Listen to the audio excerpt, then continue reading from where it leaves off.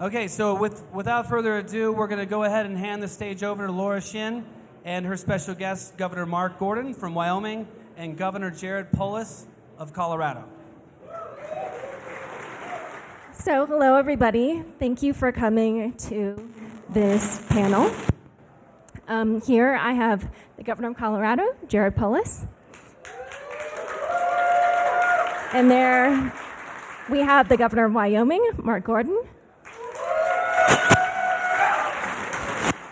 And as I mentioned, we are going to release this recording on my podcast, Unconfirmed.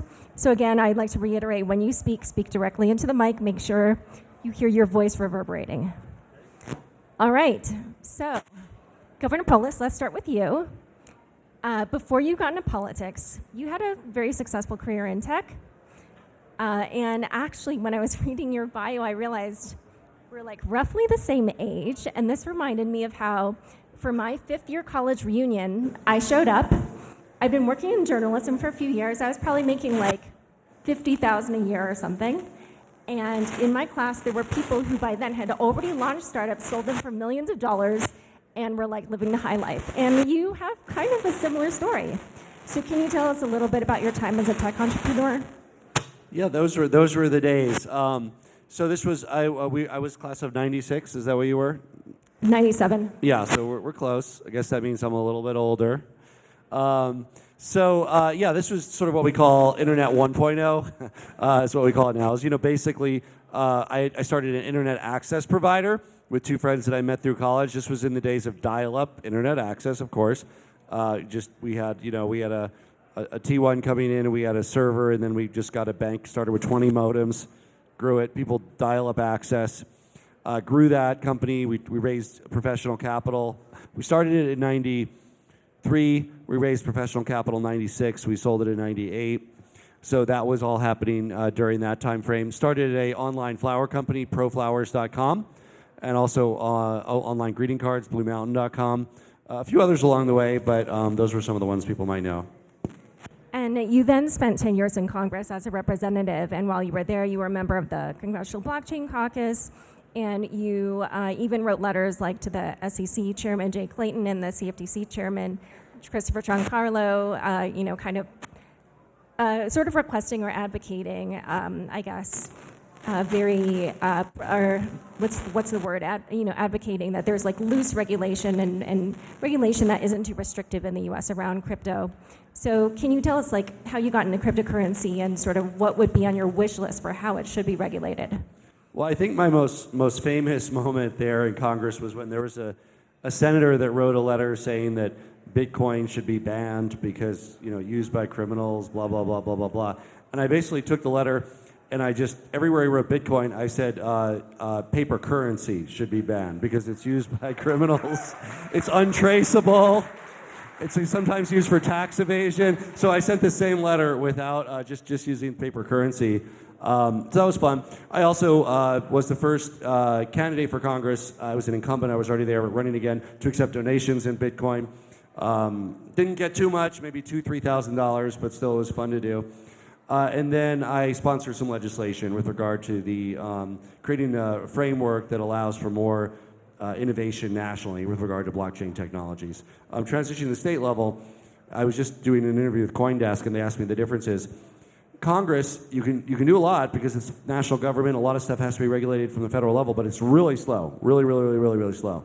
State level, really fast, but we can only do what we can do. So both Mark and I in our states have done what we can to be as opening and facilitating of blockchain currency as we can. We passed the Digital Securities Act to exempt tokens from our state securities laws. But again, we're still under federal law. Wyoming and Colorado are still part of the United States of America, last time I checked. And Governor Gordon, this is actually the perfect segue because your state has launched probably more blockchain bills than any other state. So how did you become interested in cryptocurrency and become such an active state in this space? Thank you. It's wonderful to be here. I think it really came about because we have a strong libertarian background in our state. We're 588,000 people. People expect to know everyone that's in government. We don't like government. We just never have liked government. And so it's been really important. So you know, a number of our legislators, Caitlin Long is going to be here tomorrow, Tyler Lindholm, decided what can Wyoming do to do things like create the first utility token law in the country? What can we do to figure out how to build a logical on-ramp and off-ramp? How can we get ourselves under the UCC code so that you don't have to worry about SEC? How can we build reciprocity? These are all things that we kind of put together in about 13 bills that really stood up kind of a framework that it's nice to see others are beginning to kind of copy and follow. But I think really, Laura, what I'd like to say is that the coolest thing about Jared and me being here is that, this is the sort of part of the world where I think that libertarian spirit, regardless of party, comes to the fore, and we really want to build, this kind of an environment here. Well, so one thing that I want to ask you about is, both of you have power at the state level, but this is, I think something that's actually kind of a burden to a lot of entrepreneurs in this space, where especially around the money transmission licensing laws, all of these startups have to go state by state, and many of the most well-funded startups in this space actually still don't even have all their state licenses. So, what do you think should be done about that, and what do you think can be done about that? Well, I think Wyoming really worked on that and built, I think we are the only state that has 50, all 50 states can do money transmission. It's exempted from any taxation or any other regulation under Wyoming law. And so do you think basically every state should kind of adopt that stance, or? Yeah, I think it's probably a good idea. I think what we're really working on is trying to build a whole new ecosystem for these kinds of, call them currencies, call them different settlement regimes. I think this is really what we're looking at in the future. We have some experience in Colorado also around another industry that the federal regs are far behind on because it's technically illegal. That's the cannabis industry in Colorado. So we've been doing workarounds. We announced our cannabis banking roadmap the other day. It's been a priority for us to help make sure that our legal cannabis industry has access to legal banking and financial resources. Again, it's a similar juxtaposition because technically none of that is allowed federally. And so we have to do what we can to create that safe haven for innovators and entrepreneurs to be successful in our state.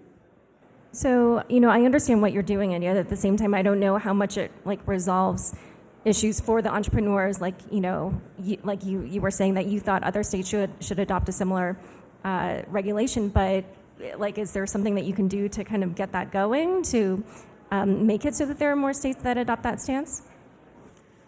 Well, so in Wyoming, we have a new, what we call our Speedy Bank, special purpose depositories. And we created basically 3 different classes of digital assets. And part of what we're trying to do is to build that into a framework that is comfortable for the SEC and others. And so we've really worked hard on that. Our banking regulate.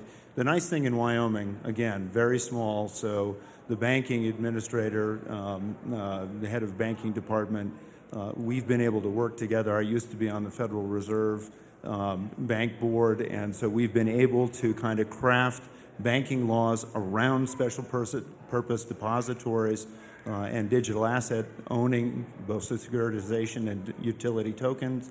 And I think if people see a first mover, and a first mover isn't shot out of the saddle, then perhaps they start to follow, and then perhaps you start to say, this space really is able to be opened up. And by that, do you mean it's sort of like a competitive advantage, and it kind of brings some startups in other states interested in attracting that industry will want to, get a piece of that business? I don't really know if it's about a competitive advantage. It's just about, actually forging the thing. I think, Jared and I often are in this sort of situation where we're the Wild West, and you have to have a framework that works, but you really can take the lead and hopefully others come along behind. We're seeing, Puerto Rico do that, and others. And hopefully the federal government. I mean, we want to push some of the thought leadership at the state level up when the federal government gets around to doing a thoughtful process around this. Yeah, exactly. Well, so can you talk a little bit more, other than sort of hoping that happens, or is there anything kind of more concrete that the states can do to try to push more sensible federal regulation? Well, look, I mean, we also compete in a global economy, and for that very reason, there are absolutely blockchain companies today that are in Switzerland or in other countries because of more favorable legal landscape. I think we need to recognize that that's part of the competitive landscape. It's easy for a company to domicile wherever they choose to domicile, so we need to remove anything that inhibits that kind of innovation in our state. Now, again, things are not that dire. I mean, last year alone, $50 million was invested in blockchain companies here in Colorado. We have a chief blockchain architect at our Office of Information Technology. We passed several bills in the area. We're doing a lot of work around blockchain and ag. And of course, we did our digital tokens law, exempting them from state securities law. I mean, stuff's happening, but I totally get, and we hear too, yes, this company is locating somewhere else because they're not able to get by at the American regulatory landscape. Well, and I think the other thing, too, is that when people look at, the United States, they tend to look at a place like, and God bless them, New York or California or, something you see. But really, when you come to this part of the country, regardless of where it is, you really see a kind of a culture that says we can handle it here at a local level.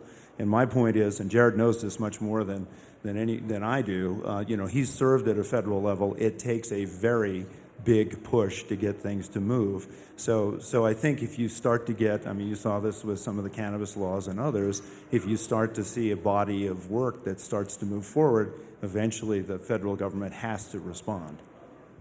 And I was also wondering about the digital token acts that you guys have passed, kind of enabling utility tokens to be launched here, or basically like having ICOs here in the state. How popular has that been? How many token issuers have taken advantage of that in your states? I had a little trouble hearing your question. Oh, just like how many ICOs have taken advantage of the Colorado? So I think we have, states have the ability to regulate securities, and we do. We wanted to create a space where we could exempt digital tokens from our state securities laws. Doesn't mean they're not subject to federal securities laws, if applicable. It's a gray area.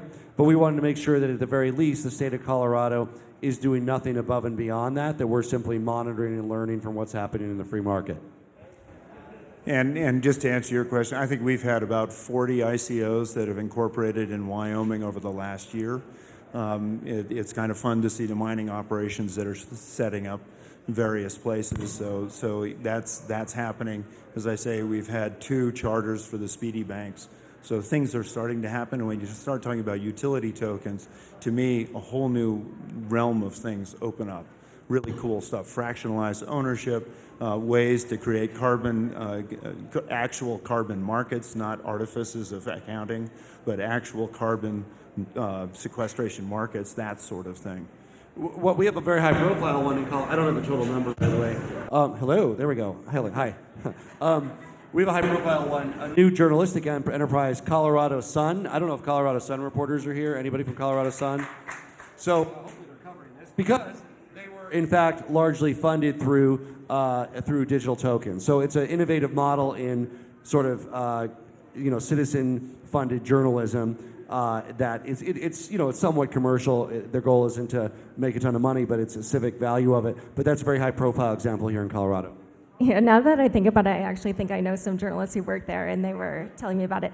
And I was also wondering, so let's say that, I live in a different state. Can I participate in these ICOs without any kind of risk to myself, or how does that part work? You certainly don't run afoul of Colorado law or Wyoming law, but you have to check with whoever you check with to see in your state. But any issue would not be ours. So it tends to, the participants tend to be people who are, already residents of Colorado or Wyoming? I don't think I don't think anybody's going to... You have to seek legal advice wherever you are, but I don't think there's an actual issue there as far as actual prosecution. No, I wouldn't be... I don't think there is either. One of the things that Wyoming law is working on now is making sure that you have First Amendment rights for code. So, for example, if you set up an ICO, there's a coin, and somehow it's implicated in crime, you, as the creator, cannot be prosecuted for that crime. So those are the kinds of things we're doing in Wyoming. It's kind of like the equivalent of what we used to call common carrier laws in telecom, right? If you plan a crime over the telephone speaking to somebody and AT&T's the carrier, they're not liable. They were simply the medium of communication. So similar concept. So there's something I'm curious about. So everybody seems very excited about the fact that you can like launch a token in one of these states and not have any state consequences. But I think like in general in the crypto community, most people are excited about tokens that are utilized in like decentralized networks, and they're sort of like these global distributed decentralized networks. But I think some of these examples that you're talking about, if they're kind of like a little bit more local or small, like I don't think they're really the crypto networks that a lot of people here are like working on building, or maybe I'm wrong. How many of you would be interested in participating in, something like the Colorado Sun ICO, or, something that's like kind of specific to Wyoming? I'm curious. Oh, really? So that seemed like maybe a quarter to a third or so? I guess like, and I'm not trying to say that like what your efforts are not important or useful, but I just wonder what impact they will have really for this group. Like, do you see that there is some kind of connection between what? Well, look, if somebody can't locate in the United States, they can't locate in the United States. But if they can, what the governor and I are both saying is we would love them to be in Wyoming or Colorado. I happen to prefer Colorado. He prefers Wyoming. But we're actually contingent. We're near each other. Let's just call it the Cheyenne to Denver corridor. How about that? But no, we'd love to have you here. Yeah, and I mean, to me, it's a different frame of reference, right? I mean, this is a time when it doesn't matter where you are in the world, but you want to have a government that's accessible where you're sort of incorporated. So it's a global environment, but you want very localized, very small, very precise government. And I would say, look, there's an advantage to the stability that we all have, too. I mean, some entrepreneurs may say, look, from a legal perspective, the best place for me to be is Nigeria. But then you go there, and then, like, armed raiders take over your headquarters at night or something. So, like, there's something to be said for the stability that United States of America offers. So we have some value in that, too. That's exactly right. All right. Well, I also actually want to bring up a recent proposal that came out from SEC Commissioner Hester Peirce, where she proposed a 3-year safe harbor period for token sales. I don't know, did you hear about her proposal?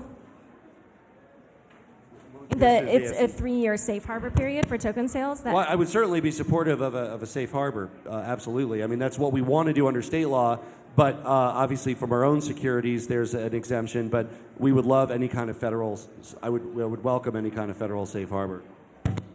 Same.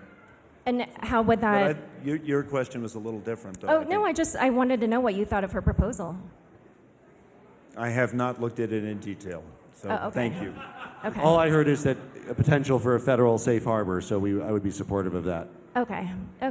And if that were to happen, I don't know like how that affects your existing laws. Well, it certainly does, because I don't think you'd find a welcome reception in every state. You'd find some states that might even have an opposite attitude of us. They might say, oh, if there's a federal safe harbor, we better get our own division of banking and other divisions to really start enforcing things more rigidly or whatever. I mean, there's 50 states, they're laboratories of democracy, they have all different perspectives. So even under a federal safe harbor, you might find different states that interpret that differently. I think we would say, wow, let's go, let's do it.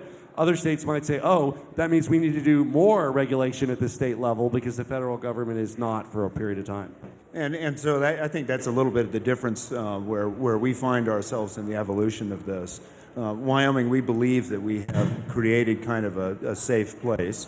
We feel that we've been working with a federal regulatory environment, and maybe it's just because they want to see how far it goes or what it does. But at this point, we believe we're about the only state that really has those kinds of relationships across the country. And amongst the other laws that Wyoming has passed regarding the blockchain industry, which of those are other ones that you think would, it would be beneficial for those to also be instituted at the federal level? Well, I think the one that I'm particularly fascinated by is this special purpose depository. So, we've defined what the legal certainty about what a digital asset is. We've classified them. We've created these banks. We've created the regulatory structure around them so that now you have ownership of that in that banking institution. And I think, people are saying, okay, you've really taken a good long look at this. And it seems like your regulatory framework is working. I guess we'll see how that goes. It's very young. But as I say, it's up and it's running. We've had 2 banks that have dropped their charters here in the last month. And what about you? I mean, you have experience at the federal level. What's on your wish? I asked you this before, but in the context of, what you've already passed.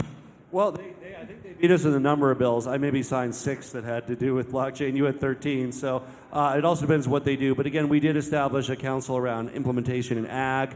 We're focused on state-level implementation. I think that, what distributed ledger technologies can offer in terms of, states are very information-intensive endeavors. And there's just a lot of information in society. Obviously, the distrust of centralized databases is something that exists on the political left and the political right.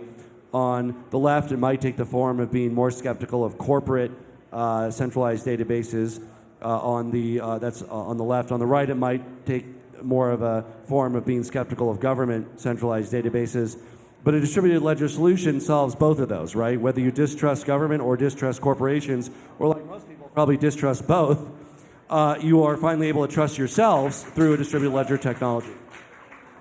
Well, so speaking of left and right, that was actually my next question. Governor Gordon, you're a Republican. Governor Polis, you're a Democrat. At the moment, this is just my take, but I don't see this as being like an obviously either partisan or even, frankly, bipartisan issue. It's sort of, there are arguments I could make that it seems partisan and other arguments I could make where it seems bipartisan. I'm interested to know what your opinion is of, kind of attitudes in terms of partisanship over blockchain technology. I don't think it's partisan here. I mean, I think many of the bills that I signed were, we have a Democratic majority in both chambers, but they were sponsored by Democrats and Republicans. They reached my desk with Democratic and Republican votes. I think there might be a few folks on both sides that might be curmudgeonly or not support things they don't fully understand or be more law enforcement oriented, and they might oppose things, but that could be Democrats or Republicans. Yeah, and I guess I'd echo that. I don't really think this is a partisan issue, and I hope it doesn't become a partisan issue because we can screw up almost anything. It's just good business. It's good business, and the distributed nature of it is very democratic and offers tremendous opportunities. And if you love small government, as I think both of us probably do, what better mechanism to be able to create a smaller government than with, maybe a blockchain apparatus in place. So earlier when I said I could argue it both ways, I am going to now argue it one of the ways at least, because when I watched the congressional hearings about Libra and Facebook, there definitely was a lot of animosity towards Facebook, obviously, but then you even saw kind of like Congressman Sherman, I think, saying like these needed to be banned and stuff, and so there were definitely, it felt like if you were to pick one side that was like a little bit more negative toward blockchain technology, it would probably be the Democratic side. So I just wondered, if you are seeing that, how do you think you can overcome that? Like, what are the best arguments to make? I didn't see the hearings you're talking about. I'm sorry, were they about Facebook or were they about blockchain? They were about Libra. Okay, they were about Libra. No, I didn't. But all the issues with Facebook came up. Right, yeah. Right. So I haven't had the advantage of seeing what you're talking about. I don't see it being partisan. I mean, as I said, I think there are some that come out of the kind of, law enforcement side that are more skeptical of anything that's decentralized. There's some on the personal liberty side, Democrats and Republicans, that are more embracing of anything that can empower people rather than governments or corporations. So I don't think there's much of a correlation to party. I think there's just sort of there's parts of the coalition that form the Republican Party and parts that form the Democratic Party that can be problematic in this area, and there's other parts that enthusiastically embrace it. You want that? I was saying there are parts of the coalition that form the Democratic Party and parts of the coalition that form the Republican Party that are skeptical of these kinds of technologies, and there's other parts of those coalitions for both parties that embrace both technology. Yeah, and I would tend to agree. But the other thing is, I think this is there's a real kind of movement here, right? And as a movement, it's just sort of overwhelms, hopefully, the partisanship and the negativity because, everybody knows we have challenges in things like insurance. Well, now you can create an insurance company on the blockchain and you don't have to have a whole crazy network of administrators and everything else to make that work. You can medical records. We have HIPAA requirements. Well, now you can have on the blockchain all your medical records, and ain't nobody anywhere going to see what those are unless you show it to them. So I just think these good business things are going to overwhelm all of that stuff. This is where it's starting. So another perfect segue, because I was also going to ask you, you guys both work in government, and as we all know, there are a lot of applications where you can use blockchain technology for governance. What would you like to see come out of the developments in this technology? Here we have a whole room of developers, and there's even a hackathon this weekend, so maybe one of them will take you up on your ideas. Well, I'll tell you a couple of projects that we're particularly interested in working on. Spoke here with some of your attendees a little bit earlier. Governor Polis is Director of Revenue, is a dear old friend of mine, and we've been talking about a couple of things. How can you build a budget for the state and make it truly democratic? Make it real time so that people, anyone, can get on and see what that budget's going to do to them and understand where the money's going to go and how it's going to be dealt with and what services are valuable and what services aren't. Really just real-time government that is as close and accessible to the people. It's something we can do. 588,000 people may not work in other places, but we'd really like to try to get that started. There's so many applications, right? So hopefully they're here somewhere today, but Denver was recently, I think, the first jurisdiction in America to use blockchain technology for their overseas residents to participate in a recent election when they can vote online. Was that any of you guys that did that? Or no? Okay, well, they're not here. They're probably busy getting ready for the next election.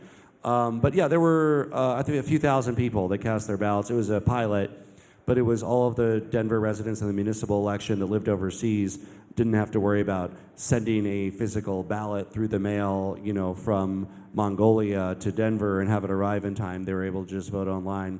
But there's a lot of great examples in the public sector. As I said, the public sector is very information intense, whether it's healthcare, whether it's demographics, whether it's property titles, you name it. All of those applications really stand to be disrupted by blockchain technologies. And the other one I wanted to ask about was, obviously, money is created with this kind of technology, and money, at least recently in human history, has been associated with the government. So I was wondering, what wishes would you have for developers, maybe even here, when it comes to the development of money, programmable money? So I think it's, I don't know if it's money per se. It's more just a ledger for a transaction, which money is a proxy for. And so you're sort of disintermediating money from the transaction ledger. And you can still call it something like Ethereum or Bitcoin, but it's basically the ledger of transactions. Keep in mind that, in human history, even these non-redeemable currencies are relatively new. It used to be they were tied to gold or silver or commodity, even in the United States of America, until I think 1964 or something around then. Our currency was pegged to gold and silver. But again, I think when you deconstruct why we have money and why that's more efficient than barter, the next step is really to say, why don't we add for direct kind of crediting and debiting on a shared ledger through a distributed technology like blockchain? Yeah, and I guess I'd reference that a little bit by just saying, as I said earlier, it's a different form of settlement. So, if you're going to buy electricity on the utility, but you're also generating it in a distributed fashion, why go through a money exchange? It's really inefficient. Why don't you just set up a tokenization? You can make that work. I spoke earlier about the opportunity to really set up exchanges that are about important things like carbon dioxide in the atmosphere and sequestering that. How do you do that, and how can you? That's something you can actually do without having an artifice. Our ranch sold some of the very first carbon credits ever, and 50% of that was brokerage fees. That was just ridiculous. The money that we were going to get, 50% reduced by brokerage. The brokerage had nothing to do with it. It was between the consumer and us, the producer, and that's where that exchange should occur. That's interesting. Yeah, I also personally am very fascinated by how we could apply this technology to solve environmental kind of like commons, problems, issues. So I used to cover that as a journalist. Anyway, okay, last question. Just general question. What do you think of Ethereum? Because this is an Ethereum hack. What do you think of Ethereum? About it? Yeah, because this is an Ethereum hackathon. I always say I'm completely agnostic about all the wonderful new and wonderful technologies. Obviously, Ethereum is an important one. Right now, you have the second or third biggest capitalization. Is it Second. $250 or so for one Ethereum unit. Is that right? I don't even know. Can somebody? 260? Do I hear 260? 270? I do not know the price of 280? 280? 288? 288. 280. Okay, great. 288. Look, the way that value is conveyed, you have a stake in because you're Ethereum developers. From our perspective, it doesn't matter that much what the ultimate way that value is conveyed is. There can be many. I think that there is already value, significant value being conveyed through Ethereum. That's why there's a developer ecosystem around Ethereum. You wouldn't be here if it had the 15th largest cap. You'd probably have a small group of maybe 12 of you here. So it directly inspires the economic ecosystem around development. So that's exciting and fun. But obviously, I'm agnostic, about what happens, but it's exciting to see that the value of Ethereum has driven such a large development community to develop innovations in this ecosystem. Yeah, and I guess what I'd say about Ethereum, when we started seeing the ICOs and various things, Bitcoin and others coming along, it was easy to sort of say, well, this is going to be speculative, there's a lot of volatility. Really don't see the application. It can start to grow, et cetera, et cetera. When Ethereum entered, suddenly you're saying, oh, wait a minute, I understand where this really has practicality. Then you can back test that against the other cryptos. But what's really cool about Ethereum is it really did open the way. You were talking about tidal chains and things like that. It's extraordinary what Ethereum sort of opened up in that respect. Great. All right, so I don't have a watch on. Is that 30 minutes? Yes? Oh, I have really good spidey sense. I think it's from doing the podcast so much. Thank you so much, Governor Polis and Governor Gordon. Big round of applause, please. Thank you. Hang on, guys. Hang on. We have special guests to express our appreciation. We have some special guests. So as one of the features of ETHDenver, we actually offer complimentary childcare. So one of the things that's important to us is to eliminate all economic barriers and all things that might get in the way of somebody being able to come and express their creativity and learn about this crazy decentralized future. So we have some gifts. If the kids from Nano want to come down here, they come in the cart. And I've heard that we actually have a special guest. He might actually be a Bufficorn in the house. Really? There might be one. Let's see if we can call him out. Can I get a biddle? Can I get a biddle? Uh-oh. Can I get a biddle? All right, let's go, Bufficorn. Come on down.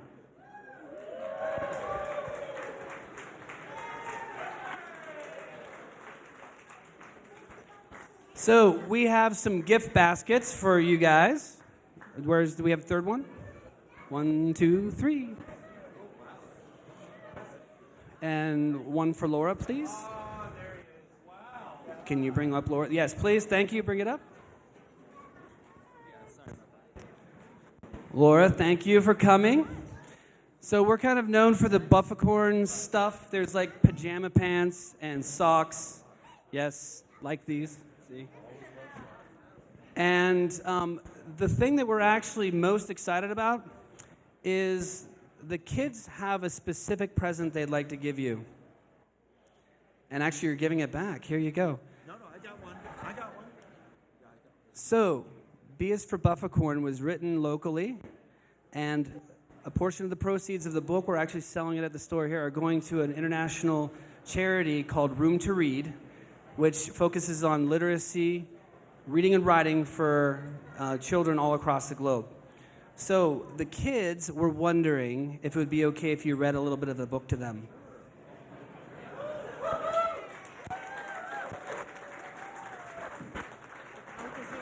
Okay. And we actually have a special guest. In addition, this is the merging of two worlds. We believe there's a lot of partnerships and opportunities here. So our friend Vitalik Buterin has offered to come and read the book. Vitalik, come on up.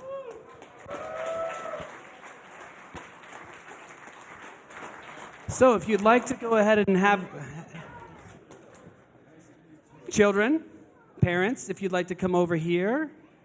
Laura, thank you so much. Kids, have a seat.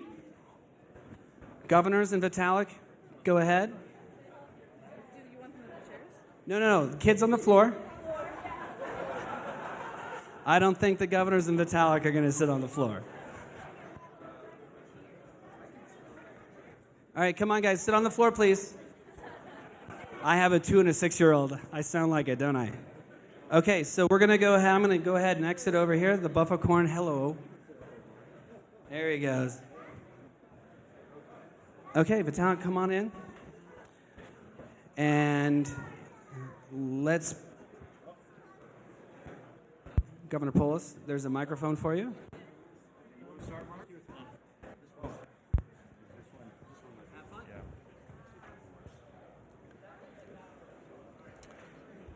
Shall I start on page 1 where it says this book belongs to? Nah. A is for attestation. Sign a message with your key. It's been fully certified with pure glee. B is for Bufficorn, a fantastical creature on rocky peaks. Collaborative by nature, they're truly unique. C is for consensus. Will prove the work to agree that a chain is kept in harmony. D is for decentralize.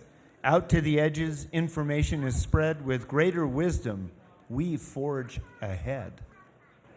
E is for ether. It pays for gas, it runs the code. Don't hype it too much lest shards explode.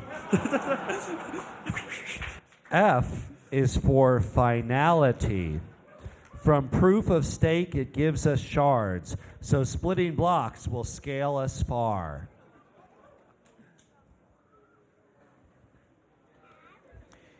G is for gas. A transaction is paid for with units of gas. Give them EVM too little, and it may not pass. H is for hash. Math which eats the data mixed, digests it well, and makes it fixed. I is for ICO. Scams, beware, an ICO is here. Altcoins all over, the SEC to fear. Thank you, Governor Polis, for reading that part.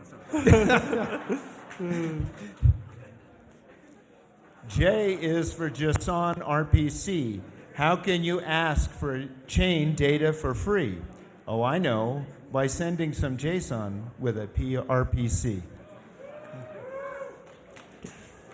K is for key pair, a private key you must protect, but spread the public to great effect. L is for light client.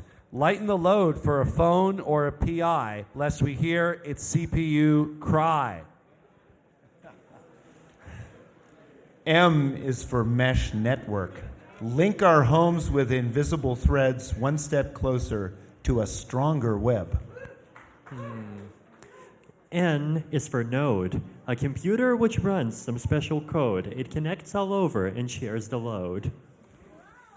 O is for open source software. Free to use, free to copy, no license abuse or code too sloppy. P is for Bufficorn.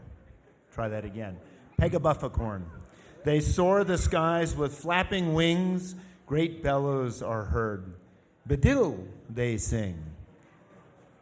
Q is for query. Ask a machine to see its data. A query will give it, unless it's beta. R is for relayer. Repeat a message far and wide. The job of a relayer is not to hide. S is for stablecoin. Stablecoins at value store. They truly are to die for. T is for token. Just a number stored in a map. New economies they will bootstrap. U is for UX. That first feeling when you see the screen. The best of it hides unseen. V is for validation. We check the proofs and watch for goofs. Validation is here to find the spoofs. W is for way. The smallest unit of an ether. A float or a decimal? No, silly, it's neither. X is for XOR. Computational gates on the smallest level through which logic runs on bare metal. And Y is for YOLO. Hodl no more, lest research go bare. A whimsical bag is dropped with care. Z is for zero knowledge. It need not be seen to be believed. With special math, a truth achieved.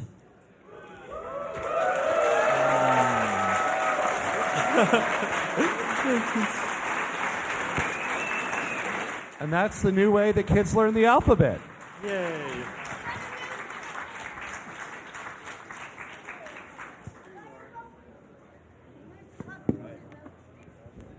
Thank you so much. That literally made my entire.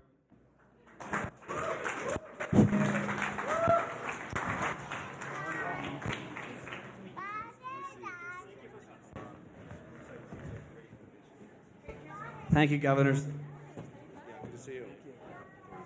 Thank you.